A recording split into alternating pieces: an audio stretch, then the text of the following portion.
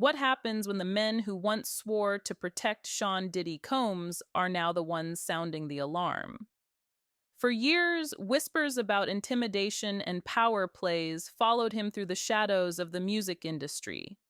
But after a federal trial that kicked off on May 5th, 2025, those whispers turned into something louder and far more dangerous. Roger Bonds, Diddy's former head of security, says he was once ordered to attack fellow bodyguard Gene Deal.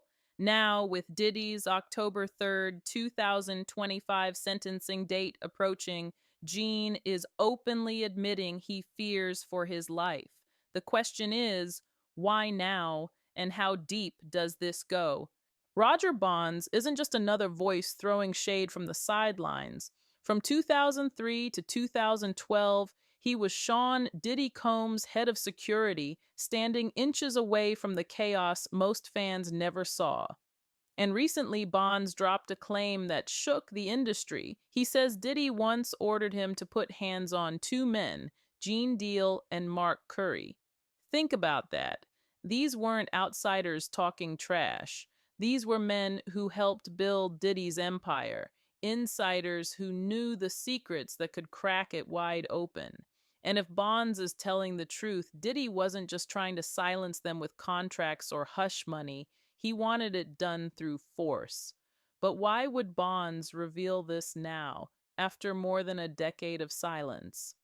Some say it's guilt. Others believe it's survival. Because when a billionaire faces sentencing on October 3rd, 2025, every old secret suddenly becomes a weapon. Question for you. Do you think Bonds is speaking out now because the empire is collapsing, or is there more he's not saying? Gene Deal isn't just another name in hip hop history. He was the man standing shoulder to shoulder with Diddy during Bad Boy's most dangerous years. In the late 90s, when New York rap was a battlefield, Gene wasn't in the spotlight. He was in the shadows, protecting artists like Biggie, Mace, and the crew that made Bad Boy a global force. That's why his words cut different. Gene doesn't sound like a blogger chasing headlines. He sounds like a man who lived through it, who smelled the gun smoke, who saw the fear in the room.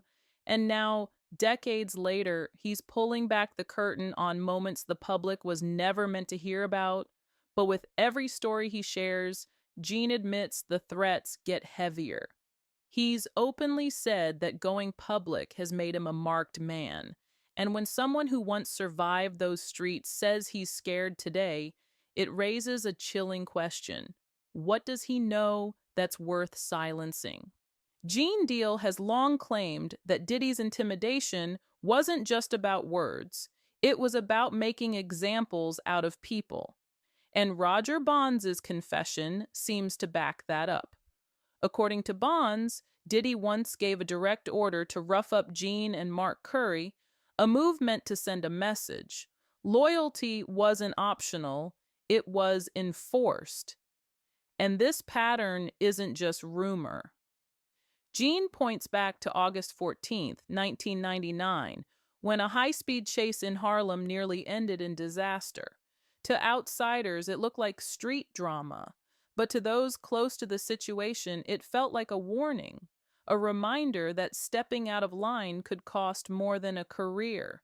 Even today, the tactics haven't changed much. Gene says he feels watched, followed, and provoked, like someone's waiting for him to slip up. A courthouse confrontation recently turned into a full-blown fight, proof that the threats aren't buried in the past. They're playing out in real time. But intimidation alone doesn't explain why these men are speaking now. Something else has shifted, something tied to Diddy's courtroom battles that began earlier this year. The turning point came on May 5th, 2025, when Sean Diddy Combs walked into a federal courtroom and faced the start of a trial that could rewrite his legacy. The charges were heavy: sex trafficking, racketeering, and transportation for prostitution. And suddenly, the whispers around his name were no longer just industry gossip. For nearly 2 months, the world watched. And then on July 2nd, 2025, the jury delivered a verdict that stunned everyone. Not guilty on sex trafficking and racketeering, but guilty on 2 counts of transporting women for prostitution. It was a split decision that left fans divided. Some called it justice, others said he escaped the bigger charges. Now, with sentencing set for October 3rd, 2025, every former insider who once kept quiet is deciding where they stand. And that's why Roger Bonds' revelation and Gene Deal's warnings carry more weight now than ever. They're no longer whispers in the dark. They're part of a storm that's closing in fast. But as the trial put Diddy's past under a microscope, it also reignited questions about the patterns of control and power he's been accused of using for decades. For decades, insiders have described a chilling pattern. Diddy didn't just run an empire, he controlled people like chess pieces. Roger Bonds recalls being ordered to intimidate, manipulate, and even use women as bait to compromise rivals. And when you line up those claims with recent lawsuits, the similarities are hard to ignore. One Miami case in 2023 described nearly identical tactics: lavish parties, setups with women, and then blackmail used to keep people silent. Bond says he saw this play out inside Bad Boy long before it ever hit a courtroom. What makes this more disturbing is how consistent the stories are. Whether it's 1999 Harlem, 2003 inside the Bad Boy offices, or Miami 2 decades later, the methods never seem to change. Money, fear, and control. And that's why Gene Deal's stories hit harder now. He isn't just talking about the past, he's warning that the same games are still being played today. But while Bond speaks carefully, measuring every word, Gene takes a completely different approach. He brings the fire, mixing his testimony with something much deeper. Gene Deal's fight isn't just physical, it's spiritual. In interviews, he's spoken about the weight of history, about the spirits of those wronged during the golden era of Bad Boy. He believes the battles of Pac, Biggie, and others are still echoing, shaping the world he navigates today. He says the recent legal and personal battles feel like a continuation of that struggle. When he talks about Diddy, it's not just about fear, it's about survival and justice, about the invisible forces that have shaped his career and his life. Even after years of standing in the shadows, he admits he needs protection now. The hunter has become the hunted, and yet there's a sense of triumph in his words. Gene claims that spiritually he has already won, that the truth of past wrongs is surfacing, and that no empire built on fear can last forever. But the real-world stakes remain dangerously high. Lawsuits, threats, and retaliation are all very tangible.